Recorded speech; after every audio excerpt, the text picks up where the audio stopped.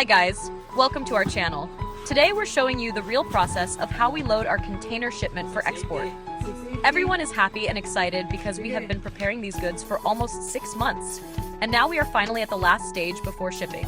The work starts in our warehouse, where all the boxes are already packed, sealed, and labeled. First, the team loads the boxes into a small truck. Since the container is not near our warehouse, we have to transport the shipment in batches. The trip to the port takes around 3 hours.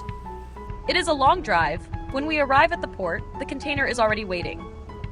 The team unloads the boxes from the truck and carefully arranges them inside the container.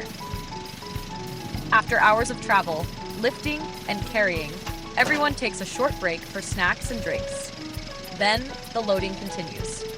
The men carry the boxes one by one and stack them properly inside the container.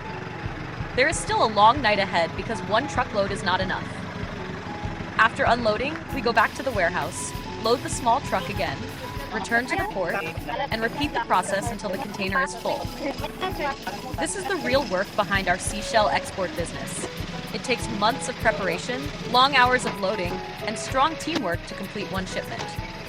From the warehouse, to the truck, to the port, and finally into the container.